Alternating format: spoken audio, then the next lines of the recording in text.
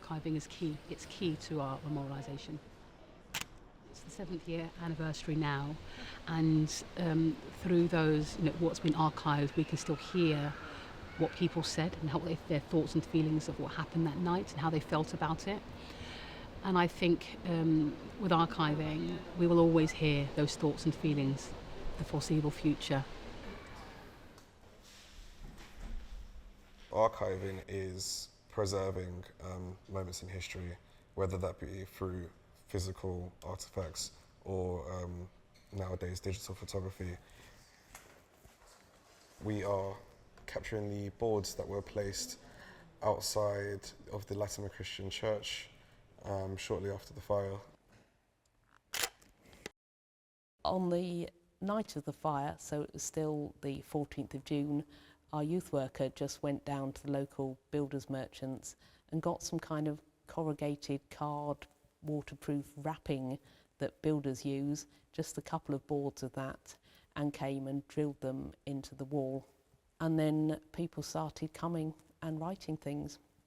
So very quickly the 2 boards were absolutely jam-packed with things that people had written, and it was a space where people could write their thoughts and feelings and come to remember, bring flowers, bring candles, bring cards, and just have a place to mourn. Coming face to face with these boards again, it is quite an emotional moment because I lived just across the road from where these were in place, so I would walk past them every single day. Looking back at it now, seeing how many languages that were written in, sending love from other countries in the world, seeing those kind of messages is really warming, but at the same time it is quite impactful and is shocking, I'd say, reading all of that. So before taking a photograph, it's taking the moment to read the messages again and making sure that you're capturing a variety of the small details that people wanted people to read.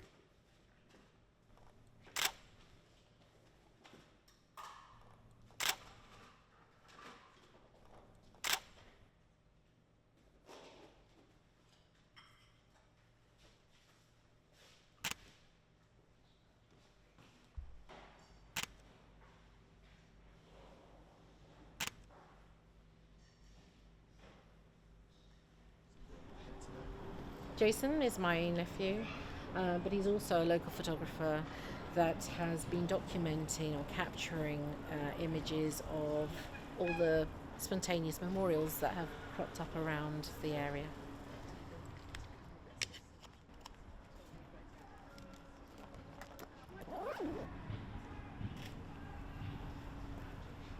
They represent people's feelings.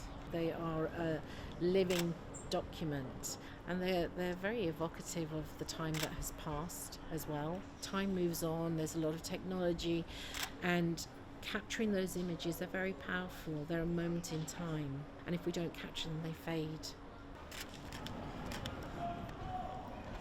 Here at the memorial wall, the prayer boards very early on, the wall of truth, they were a way for people to make themselves heard when they felt actually they weren't being heard. People needed to express themselves. They needed to express their anger, their anguish, their grief.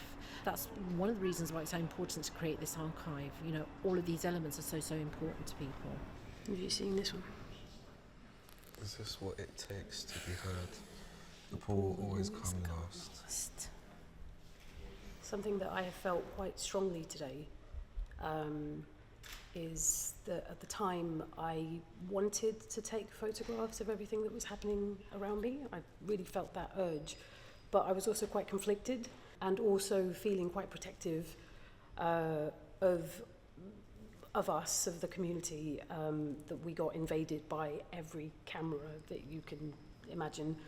So I took very minimal images, particularly of these panels and of that corridor.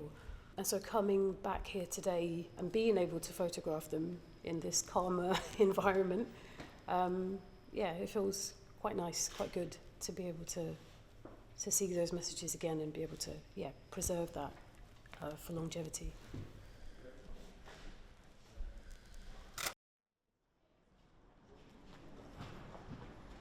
You know, we talk a lot about memorials, obviously being on the commission, and we've said before, we say a lot that it's not the case that we don't yet have a memorial, because we have so many different memorials in small forms, every ribbon that we see on a tree or every message that someone's left. But it's sort of about taking that and making it more permanent, and sort of, I guess it's the link between the past and the future, because we want our future generations to also know what happened.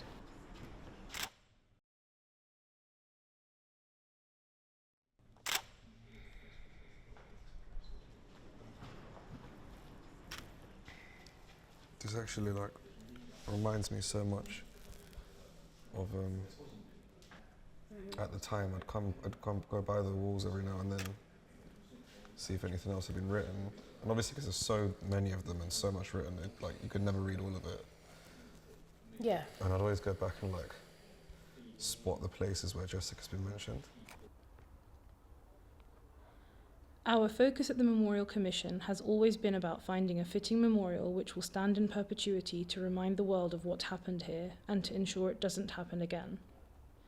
Archiving temporal items like the boards and the messages and the flowers, it allows us to truly understand what it was like for the community at the time. In the same way that darkness exists as an absence of light, we can only truly understand loss through our experience of love.